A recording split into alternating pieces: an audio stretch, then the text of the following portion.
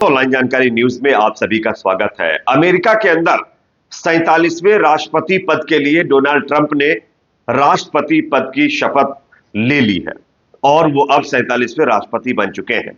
लेकिन उनके शपथ ग्रहण के दौरान कुछ ऐसा हुआ है जिसके चलते एक नया विवाद हमारे देश के अंदर खड़ा हो गया है। क्या हुआ है मैं आपको बताता हूं। दरअसल डोनाल्ड ट्रंप के शपथ समारोह में यहूदियों की तरफ से प्रार्थना करवाई गई, मुस्लिम धर्मगुरु भी पहुंचे, कुरान पढ़ी, अजान भी पढ़वाई गई और पादरियों ने भी अपने हिसाब से प्रार्थना की और कैथोलिकों ने भी प्रार्थना की। यहां तक कि सिख समुदाय की तरफ से भी धर्मगुरु बुला करके प्रार्थना करवाई गई। लेकिन यहां पर सनातन धर्म से किसी भी साधु को नहीं बुलाया गया। इसको लेकर के अब देश के अंदर एक नई डिबेट शुरू हो गई है। तमाम लोगों का यह मानना है जो मोदी जी और उनके सपोर्टर डोनाल्ड ट्रंप के लिए हवन करते हैं, उनको जीतने के लिए ना जाने कितनी कितनी मन्नतें मांगते हैं, आखिरकार उस जो है नेता को और उन तमाम लोगों को यहां पर इग्नोर क्यों किया गया जो ट्रंप के लिए हवन कर रहे थे। खैर, आगे इसके बारे में थोड़ा विस्तार से आपको जानकारी देंगे। साथ ही साथ दो और बड़ी खबरें मैं आपके सामने रखूंगा। दूसरी बड़ी खबर इजराइल से सामने आ रही है, जहां पर दोस्तों तेल अवीव के अंदर एक और बड़ा हमला हुआ है जिसमें 4 लोगों को लेकर के दुखद खबर सामने आ रही है। और सबसे चौंकाने वाली बात आप जानते हैं, ये जो हमलावर है वो अमेरिका का रहने वाला है, ग्रीन कार्ड होल्डर था। ये किसी इस्लामिक कंट्री से नहीं था, ये अमेरिका का व्यक्ति था जिसने हमला किया। आगे इसकी भी जानकारी देंगे। साथ ही साथ गाजा से एक बड़ी खबर है दोस्तों। गाजा के अंदर आप सब जानते होंगे सीज फायर हो चुका है और इजराइल अपनी फोर्सेस को वापस ले जा रही है। लेकिन इसी बीच गाजा के अंदर अब जब मलबे को निकाला जा रहा है, मलबे को हटाया जा रहा है, तो उसमें जिस तरीके से लोगों के जो है बॉडी रिकवर की जा रही, वो अपने आप में चौंकाने वाली है। आगे मैं आपको इसका एक वीडियो सामने आया जो दिखाने वाला हूं। उससे पहले एक छोटी सी रिक्वेस्ट, अगर ये वीडियो आपको पसंद आए तो इसको लाइक जरूर करिए, चैनल पर नए तो सब्सक्राइब करने के बाद बेल आइकन को प्रेस करना ना भूलें। अब बात करते हैं पहली और बड़ी खबर की। सबसे पहले मैं आप लोगों को स्क्रीन के ऊपर जो है एक तस्वीर दिखा रहा हूं, वीडियो दिखा रहा हूं। ये एक नहीं, ये कई वीडियोस हैं। यहां पर यहूदी धर्म की तरफ से डोनाल्ड ट्रंप के शपथ समारोह में प्रार्थना करवाई गई, दुआ करवाई गई। मुस्लिम धर्मगुरु यानी इमाम पहुंचे, उन्होंने कुरान पढ़ी और उसके बाद पूरी अजान यहां पर पढ़वाई गई और बाकायदा डोनाल्ड ट्रंप अजान को बाकायदा सुनते हुए नजर आए, यानी बहुत शांति से वो अजान को सुन रहे थे, कुरान को सुन रहे थे। उसके बाद यहां पर पादरियों को भी बुलाया गया, उन्होंने भी अपने हिसाब से प्रार्थना की। उसके बाद कैथोलिक जो रेवरेंड होते हैं उनकी तरफ से भी प्रार्थना करवाई गई। यहां तक कि सिख फॉर जस्टिस प्रतिनिधि भी यहां पर पहुंचे और सिख समुदाय की तरफ से प्रार्थना करवाई गई। लेकिन सबसे चौंकाने वाली बात आप जानते हैं कि सनातन धर्म की तरफ से किसी भी साधु को बुलाकर यहां पर प्रार्थना नहीं करवाई गई है, जिसको लेकर के अब सवाल खड़े होने लगे हैं। अब लोग ये सवाल कर रहे हैं कि आखिरकार जो मोदी जी ट्रंप के लिए देश के अंदर ना जाने क्या क्या करवाते थे, पटाखे जलवाते थे, हवन हुआ, आखिरकार उन मोदी जी को और उनके धर्म को डोनाल्ड ट्रंप कैसे भूल गए। यहां पर आप देखिए ओम प्रकाश सिंह लिख रहे हैं फिर पटाखे जलाइए। उसके बाद देखिए यहां पर एक और लिखते हैं, दा हिमाचली लिखते हैं, कोई दलित बुलाया क्या। उसके बाद यहां पर एक और शख्स ट्वीट करते हैं, लिखते हैं कि यहां पर कुछ लोग और कमेंट्स कर रहे हैं। उनका यह भी कहना है कि जब डोनाल्ड ट्रंप इंडिया में आने वाले थे, इवन डोनाल्ड ट्रंप का जब इलेक्शन था, तब डोनाल्ड ट्रंप की जीत के लिए हवन करवाया गया।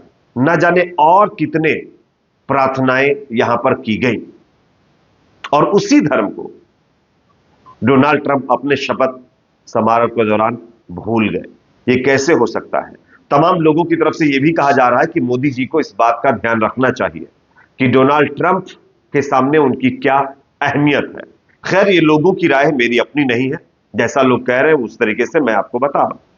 इवन भक्तों को भी लोग जो है लगातार ललकार रहे हैं और कह रहे हैं कि भक्तों को भी इस चीज का ख्याल रखना चाहिए नेक्स्ट, कि आपकी कितनी वैल्यू अमेरिका के राष्ट्रपति ट्रंप की नजर में है। खैर, इस पर आपकी अपनी राय कमेंट सेक्शन में आप जरूर रखिए। शायद हो सकती कोई वजह हो इसके पीछे की, जो कि हम सबको नहीं पता है। चलिए बात करते हैं एक और बड़ी खबर की, जो कि सामने आ रही है।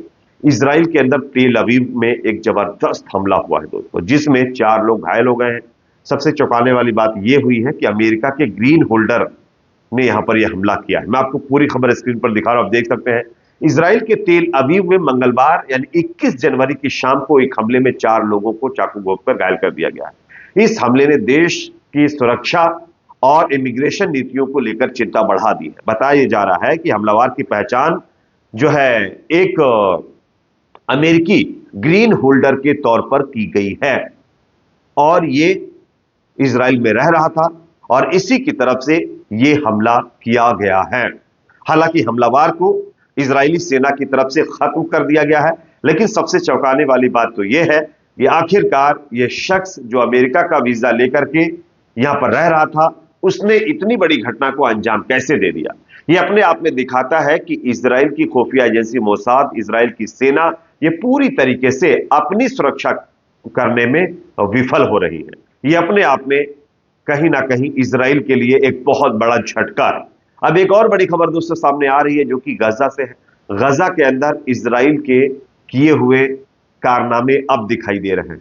सीज फायर होने के बाद मलबे को साफ किया जा रहा है, लेकिन मलबे से लगातार बॉडी रिकवर हो रही है दोस्तों। इसका बाकायदा एक वीडियो सामने आया जो मैं आपको स्क्रीन पर दिखाना चाहता हूं, आप देखिए, उसके बाद इसकी चर्चा करते हैं।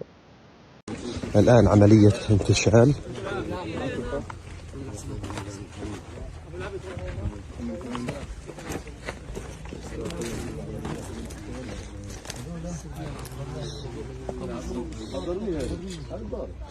يعني هذه العظام، يعني هذه عظام أحد الشهداء. يعني هذه ملابس الشهيد، هاي ملابس الشهيد، هذه العظام ما تبقى من الشهيد. الآن محاولة. दोस्तों आप लोगों ने स्क्रीन के ऊपर ये वीडियो क्लिप देख लिया है। अब इस वीडियो क्लिप में आप देख सकते हैं किस तरीके से एक बॉडी रिकवर की जा रही है और इस तरीके से गाजा के अंदर लगातार बॉडी अब मलबे से निकाली जा रही हैं, जो कि इजराइल के द्वारा किए गए कारनामे का एक सबूत है। ये जेनोसाइड नहीं तो और क्या है, जिसको इजराइल ने गाजा के अंदर बखूबी अंजाम दिया है। आखिरकार दुनिया इस पर चुप्पी साध कर क्यों बैठी हुई है? आखिरकार इजराइल के इस जेनोसाइड में दुनिया क्यों नहीं बोलती? ये एक बहुत बड़ा सवाल है। खैर, इजराइल की उल्टी गिनती शुरू हो चुकी है। आप सब जानते होंगे इजराइल की सेना में फूट पड़ गई है। इजराइल के अंदर लोग गृहयुद्ध जैसे हालात बनाते हुए नजर आ रहे हैं। इजराइल के प्रधानमंत्री नेतन्याहू अब थोड़े दिन के मेहमान है बताया जा रहा है, वो भी थोड़े दिन में निपटने वाले हैं क्योंकि उनको कैंसर हो चुका है। तो ये कहीं ना कहीं अपने आप में ये दर्शाता है कि जैसा आप करोगे वैसा आपको भरना पड़ेगा। इस पर आपकी राय कमेंट सेक्शन में आप जरूर रखिए। वीडियो पसंद आए तो इसको लाइक करिए, शेयर करिए, चैनल पर नए तो सब्सक्राइब जरूर करें।